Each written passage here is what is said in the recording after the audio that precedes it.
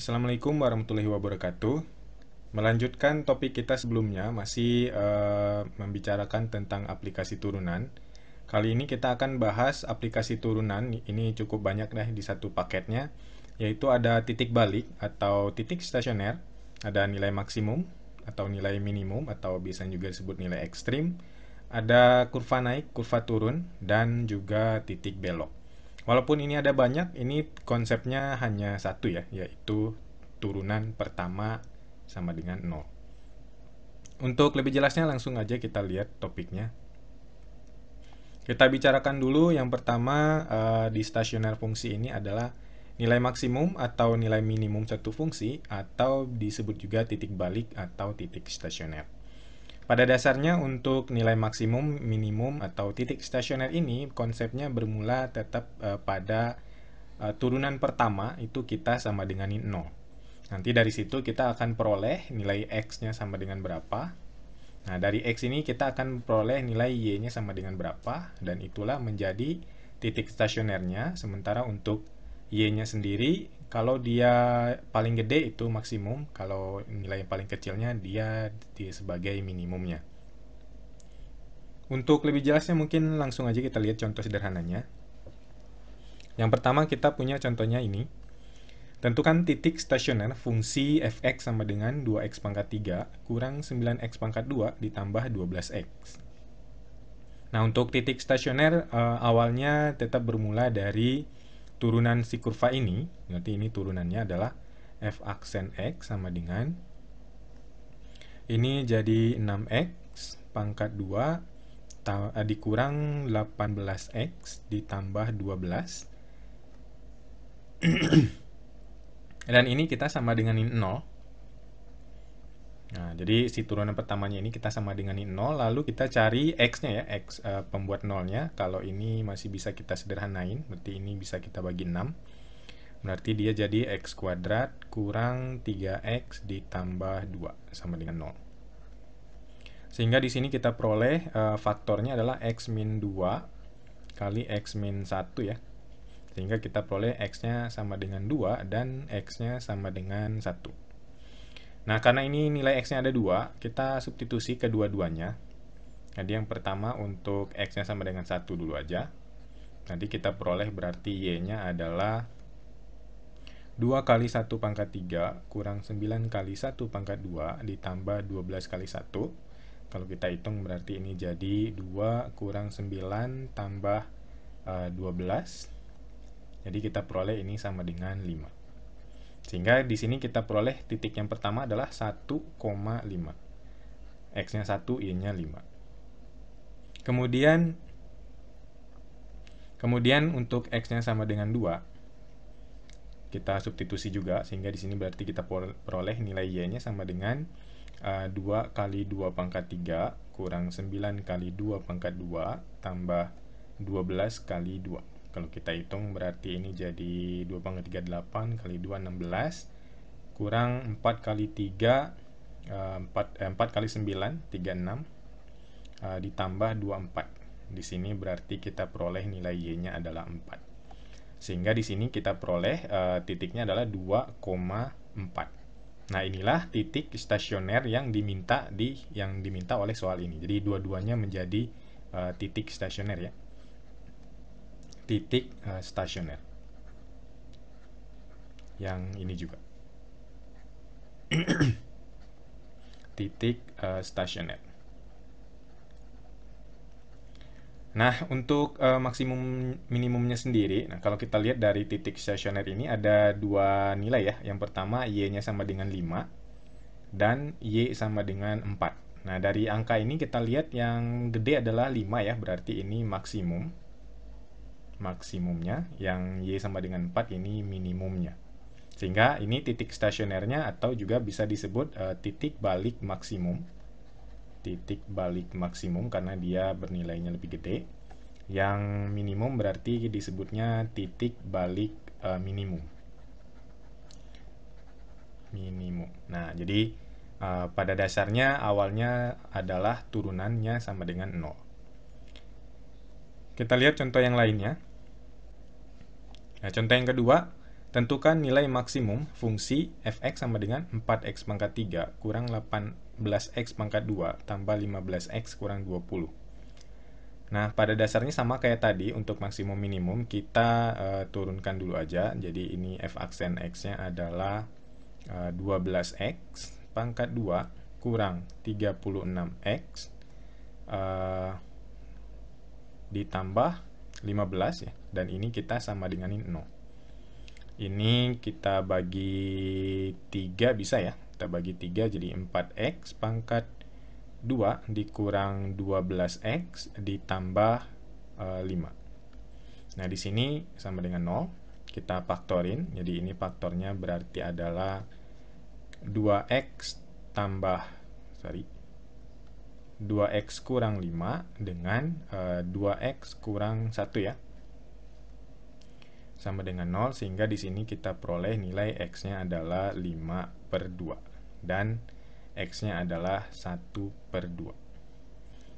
Nah, kemudian keduanya kita substitusi untuk x sama dengan 1/2 dulu aja yang lebih gampang.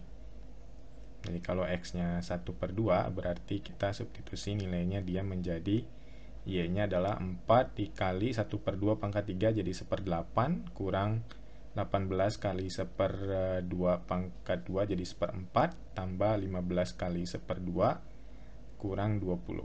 Kalau ini kita hitung, kita samain penyebut, berarti ini jadi 1/2 kurang, ini bisa kita sederhanain juga, 9/2 tambah 15/2 kurang, nah ini sekalian aja kita samain penyebutnya 40/2.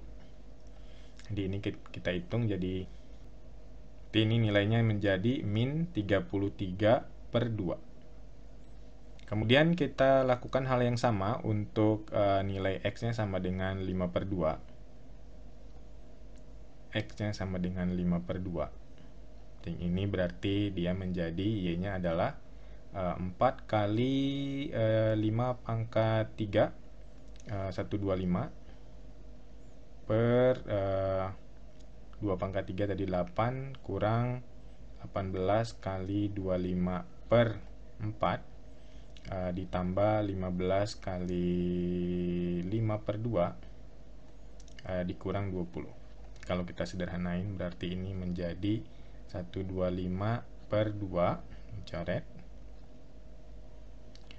Min ini juga coret, 29225/2 tambah ini 75/2 dikurang ini sama kayak tadi, kita langsung samain penyebut 40/2. Berarti di sini menjadi min 65/2. Nah, kalau kita lihat dari nilainya, karena ini mintanya maksimum dan minimum, kalau kita lihat berarti yang min 33/2 itu lebih gede daripada min 65/2, sehingga kita peroleh ini nilai maksimumnya adalah min 33/2. Ini nilai maksimumnya. Nah, jadi pada dasarnya maksimum minimum ini kita turunkan, dan turunannya ini kita sama dengan 0.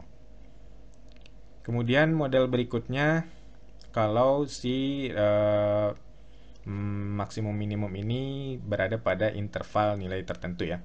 Nah, bedanya kalau ada batasan atau intervalnya, ini biasanya disebut dengan maksimum atau minimum global.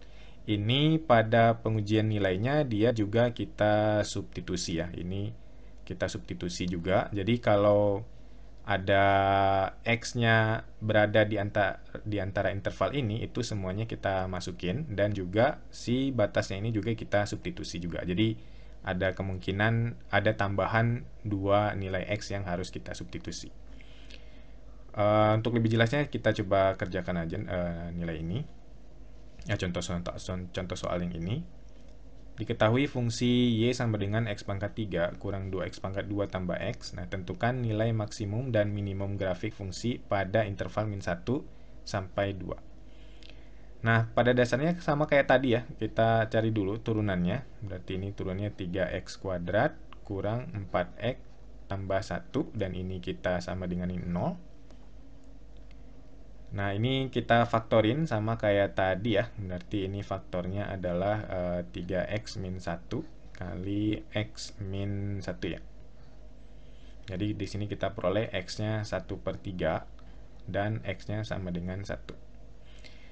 Di x sama dengan 1/3 dan x sama dengan 1, ini dua-duanya berada pada interval min 1 sampai 2. Jadi dua-duanya kita uji ya. Kita coba masukin ke nilai y-nya.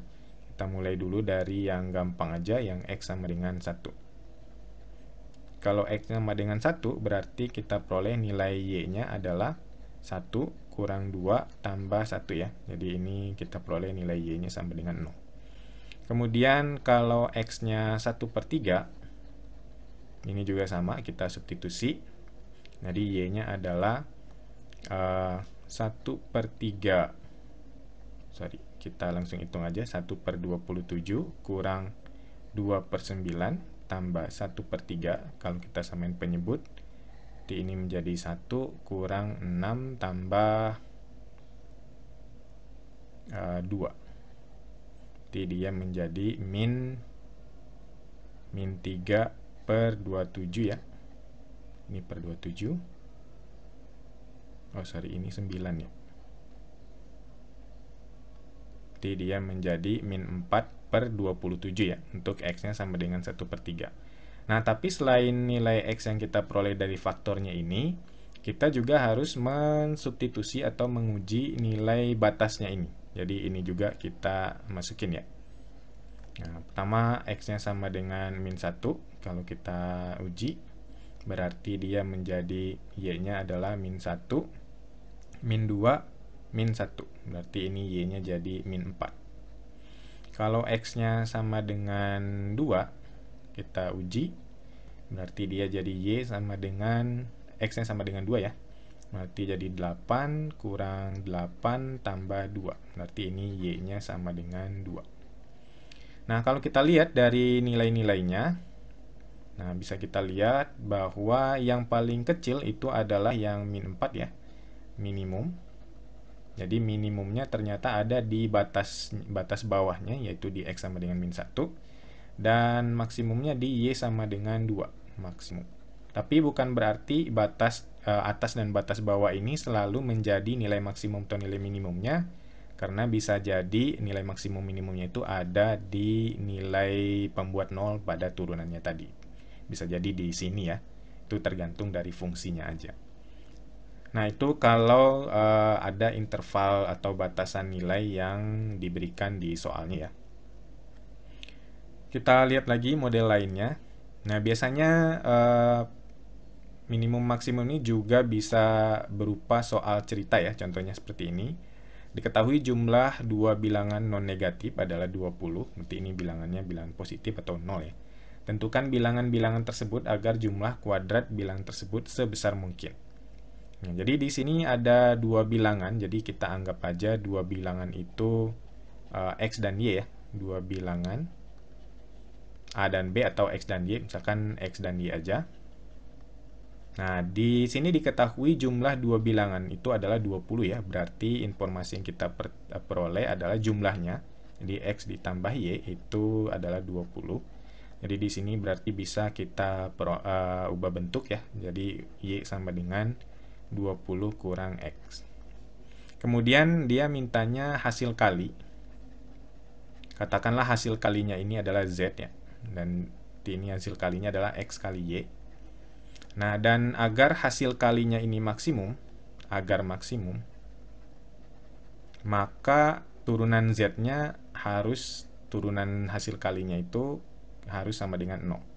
Tapi untuk nuruninnya, kita seragamin dulu variabelnya, karena ini ada x, ada y, kita substitusi yang y-nya. Sehingga di sini berarti z-nya adalah x dikali 20 kurang x kuadrat. X, 20 kurang x.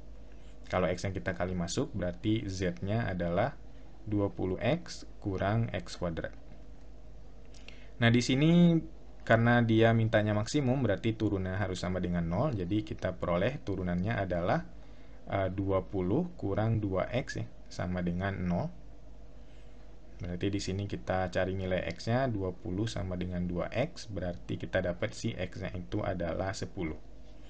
Kalau X-nya 10 berarti kalau kita substitusi lagi, atau bisa juga langsung kita masukin ke Z-nya ya. Atau bisa langsung kita masukin ke Z, berarti hasil kalinya itu atau Z itu adalah Z-nya adalah X kali 20 kurang X. Karena X yang kita udah punya, yaitu 10 kali 20 kurang 10. Berarti 10 kali 10, berarti hasil kali maksimumnya itu adalah 100. Nah, itu juga bisa menggunakan konsep turunan ya di nilai maksimum minimum kalau berupa soal cerita. Yang lebih umum juga bisa berupa cerita juga. Jadi suatu perusahaan seperti ini ya, suatu perusahaan mampu menjual X unit barang dengan harga per unit mengikuti rumus fungsi Hx sama dengan 200 min 0,01x. Jika biaya produksi X unit barang tersebut adalah Bx sama dengan 50x ditambah 20.000, maka tentukanlah banyaknya barang yang harus dijual agar keuntungan sebesar mungkin. Nah, ini juga berhubungan dengan maksimum atau minimum, karena di sini berhubungannya dengan maksimum ya, karena dia mintanya sebesar mungkin, itu artinya maksimum ya. Nah, yang diminta sebesar mungkin itu adalah keuntungan, atau kita tulis saja ini laba. Nah, laba itu artinya kalau kita mengacu ke penjualan, laba itu haruslah harga jual dikurangi dengan biaya ya. Harga jual dikurangi biaya. Nah, di sini kita punya rumus harga jualnya. Di sini harga jual satuannya adalah 200 dikurang 0,01x, sementara barangnya ada X unit. Sehingga harga jual totalnya itu artinya adalah 200 kurang 0,01x kita kali dengan banyak barang ada sebanyak X. Nah, ini harga jualnya. Kita kurangi dengan biaya. Sementara untuk biayanya ini sudah dikasih tahu ya, kalau biaya ini adalah untuk X unit barang tersebut, berarti untuk semua barang. Berarti biayanya adalah 50X tambah 20.000. Nah, ini kalau kita sederhanain, ini X-nya bisa kita kali masuk, sehingga laba ini adalah 200x dikurang 0,01x kuadrat dikurang 50x ditambah 20.000. Ini kalau mau disederhanain dulu juga boleh, tapi karena kita mau mencari banyaknya barang dari keuntungan maksimumnya, kita langsung aja ke konsepnya.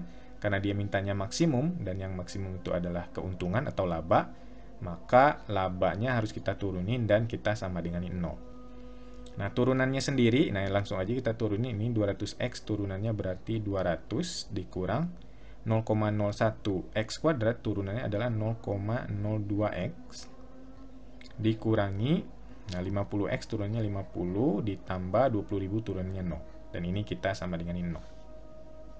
Baru di sini kalau mau dirapihin bisa kita rapihin aja, 200 kurang 50 berarti jadi 150 dikurang 0,02x sama dengan 0. Kita pindahin salah satunya ke kanan.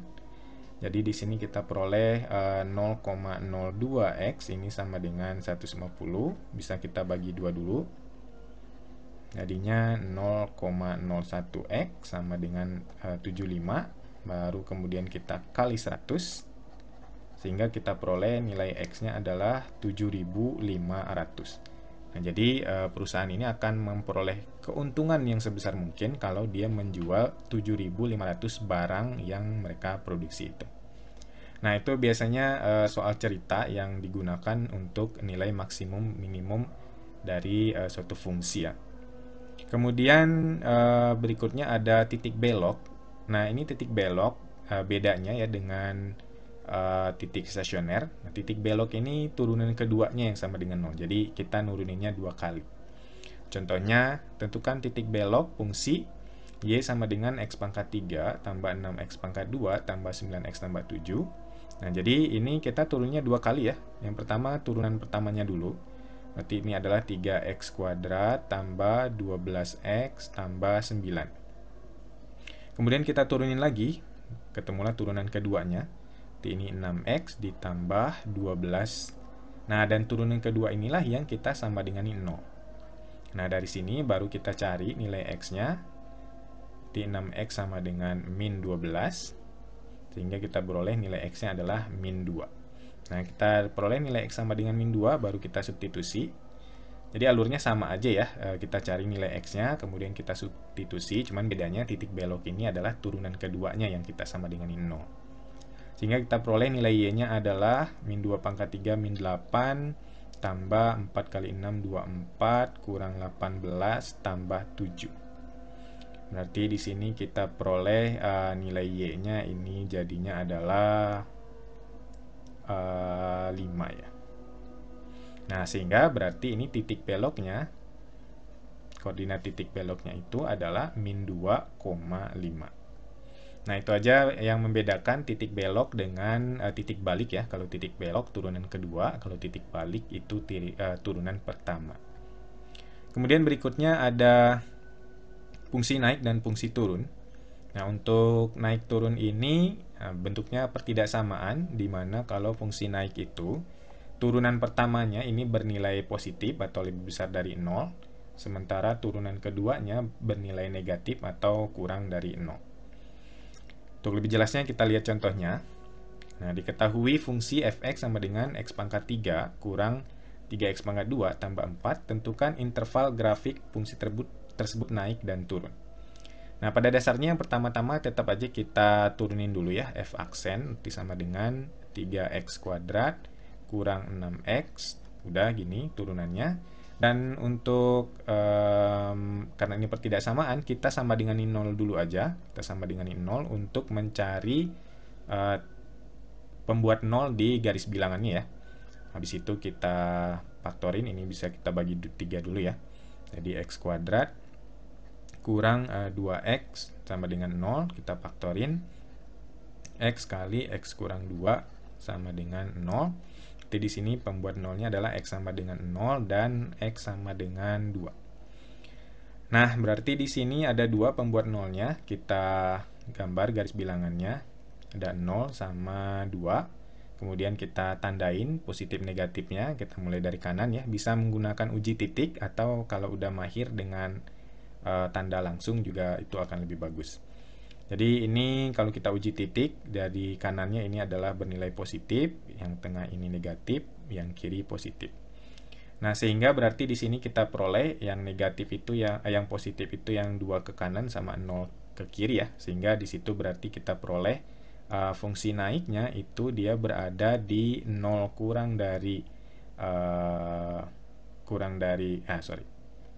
di x kurang dari 0 atau di x lebih besar dari 2. Sementara fungsi turunnya itu berada di antara 0 sampai dengan 2. Nah, jadi bentuknya bentuk pertidaksamaan ya, interval. Jadi ini akan membutuhkan konsep garis bilangan yang dipelajari mungkin pada kelas 10 topik pertidaksamaan. Nah, contoh lainnya kita bisa lihat lagi. Ini sama aja ya. Ini dimintanya interval naiknya aja, tapi ini fungsinya masih belum terjabarkan. Biar gampang kita nuruninnya, kita jabarin dulu aja ya. Ini kita kali dulu aja, ini kali pelangi karena sekawan. Jadi di situ kita peroleh y-nya adalah x kuadrat min 1 kali x tambah 1. Kita kali lagi, y-nya sama dengan x pangkat 3 tambah x pangkat 2 kurang x kurang 1. Nah, di sini kita turunin lagi, y aksennya adalah 3x kuadrat tambah 2x kurang 1. Ini kita sama dengan 0. Lalu kita cari pembuat 0-nya ya dengan cara kita faktorin. Berarti ini jadi 3x min 1 dengan x plus 1 ya. Nah, di sini kita peroleh berarti x-nya adalah 1/3 dan x-nya adalah min 1. Sama kayak tadi, kita gambar lagi garis bilangannya. Nanti ada min 1 sama 1/3. Kita uji tanda lagi untuk garis bilangan ini.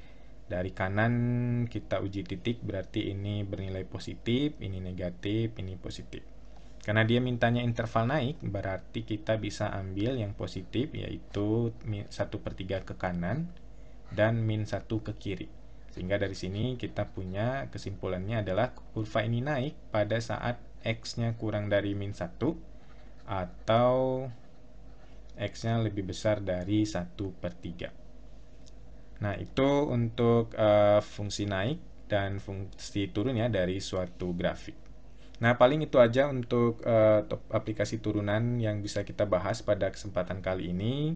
Untuk lebih detailnya mungkin nanti akan kita coba buatkan video terpisah untuk masing-masing penggunaan aplikasi turunan, titik balik, titik belok, naik turun, dan maksimum minimum. Itu aja mungkin yang bisa disampaikan. Mudah-mudahan ada manfaatnya. Sampai bertemu di video berikutnya. Saya pamit. Assalamualaikum warahmatullahi wabarakatuh.